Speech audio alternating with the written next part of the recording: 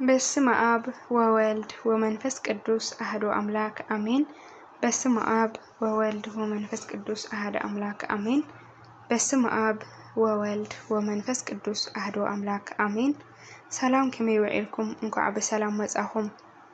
ናይ አቡነ አረጋዊ ጸሎትና በረከትን ምስ ኩላትና ህዝበ ክርስቲያን ምስላው ጸሎትኩም ዘኩርና ዘወሉናን ዘይወሉናን ይኹን አሜን። ገድሊ አቡነ አረጋዊ ዘወርሐ ሚያዝያ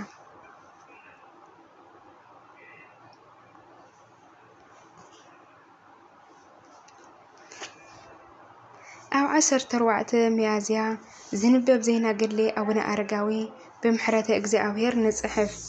ጸሎትና በረከቱ ምሕረተ አምላኹ ምስለ ሃገሪትና ኢትዮጵያ ምስለ ኩሉ ዓለምን ምስለ ዛቲ ሃገርን ይኹን አሜን።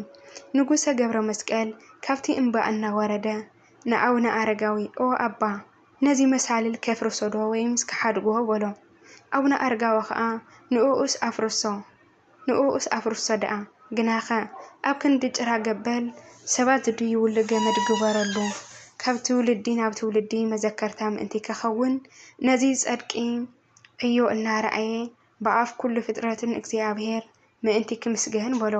ምስ ወረደ ከዓ ነቲ መሳልል ከምቲ ክቡር አቡነ አረጋዊ ዝኣዘዞ ኣፍሪሱ ገመድ ገበረሉ። በዚ ድማ ደብረ ዳህሞሞ ተባሂሉ ተሰየመ። ሽዑ ንጉሰ ገብረ መስቀል መንገዱ ቀጸለ። ኩሎም ዜና ጽድቅን ትሩፋቱን ናይ አቡነ አረጋዊ ዝሰምዑ አስኬማ መላእክቲ ከልብሶምን ብዙሓት ሰባትን ካብ ሃገረ ምስራቅ መጹ። ንብረቶምን ኣንስቶምን ዝሓደጉ ኣለዉ። ክብሮምን ሃብቶምን ዝሓደጉ ኣለዉ። መንእሰያት መርዓ ሓዲጎም ተማሂሮም ክምንኩሱ ዝመጹ እውን ኣለዉ።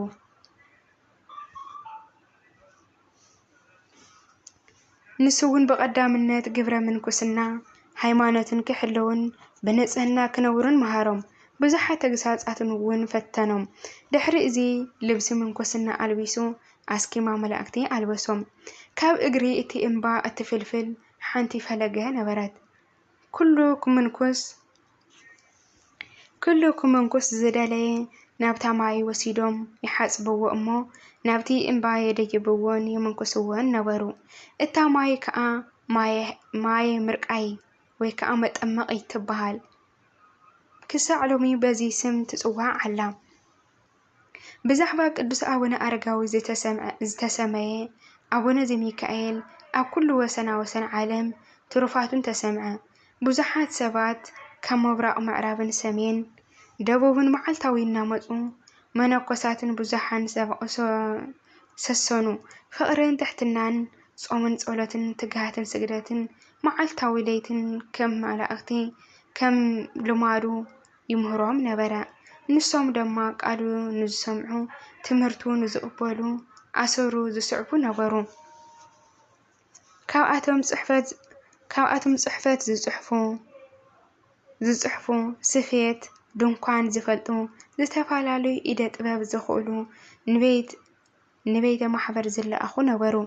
ቅዱስን ብፁዕን ናይ አቡነ አረጋዊ ሰብ ክቡር አቡነ አረጋዊ ናብዚ መጽእ ብዙሓት ሰባትን ምስ ረኣየ ኦ ጎይታ ኣነ ካብ ሃገረይ ወፂአ ናብዚ ዝመጻእኹ ጋሻን ስደተኛን ብጽሞና ክነብር ሓርያ እየ። ግናኸ ጻዕቒ ሰብ በይነይ ክብሕቱ ኣይሓደጉንን በለ። ድሕሪ እዚ ከምዚ ዝብል ቃል ካብ ሰማይ መጽአ። ኦ አቡነ አረጋዊ ብዛዕባ እዚ ኣይትዕዘምዝም። ከም ርእሰ ሐዋርያት ጴጥሮስ ዕውራን እትመርሕ ኣቦ ብዙሓት መነኮሳትን ምእንቲ ክትከውን ናብዚ ተጸዊዕኻ ኢኻ በሎ።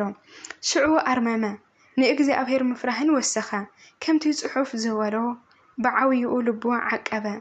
ትሕርምቲ ጥራይ ዘይኮነ ኣብ ሰማያት እትጽበዮ ዓባይ ክብሪ ተስፋ እናገበረ ገዛእ ርእሱ ብምንጻህ ብሕጊ እግዚአብሔር ጸንዐ። ብተግባረ ክርስቶስ ከዓ እምብዛ ይድነቕ ነበረ። ከምኡ ድማ ካብኣቶም ዝሰምዕ ዘበለ ኩሉ ትሕትና ለውሃት ሃይማኖት ምእንቲ ክዕቅብ መጽሓፍቲ እናንበበ ክትርጉመሎም ጀመረ። ጎይታ ኣብ ወንጌል ካባይ ተምሃሩ ኣነ ለዋህን ልበይን ትሑት እዩ ክብል ተዛረበ።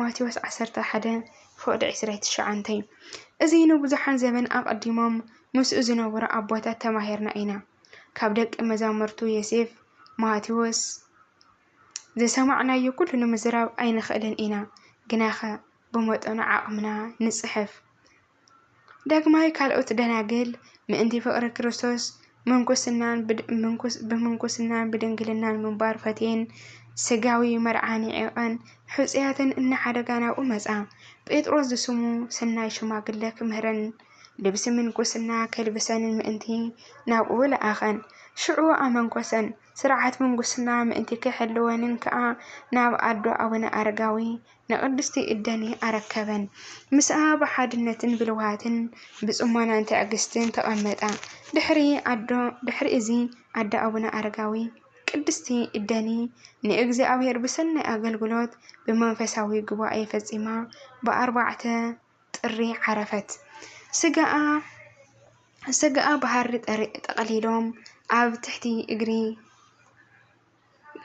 እግሪ ገመድ ምሳኣ ቀመጥዋ ቅዱሳን መነኮሳት ተቐቢሎም ናብቲ እምባ ብኽብሪ ኣደየብዋ ናብ ኣቡነ ኣረጋዊ ድማ ኣምጽሕዋ ንኣዲኡ ምስ ረኣያ ሓቒፉ ሰዓማ እሞ መንገዲ ኣደይ ዘቐንዐ ሓሳባ እውን ዘፈጸመ እግዚአብሔር ምስጋና ይኹኖ በለ ከም ስርዓት መነኮሳት ብዓጽፊ ምንኩስና ገነዛ ኣሕዋት መነኮሳትን ከዓ መንግስትን ሃብትን ንዒቓ ምስዳዳ ዘኪሮም ኣምሪሮም እናበኸዩ ብመዝሙርን ጸሎትን ተግሁ ንመቐበሪኣ ዘኸውን ኣቡነ ኣረጋዊ ኣብ ዝሰርሐላ ሓድሽ መቓብር ቀበርዋ ከመይ ኣብ ሰገር ተከዘ ዝነበራ መነኮሳት ሓንቲ ካብኣተን ምስ እትመውት ናብ ገዳም ደቂ ኣንስትዮ ኣምጺኦም ይቕበርዋ ዝብል ኣብ ገዳም እዛ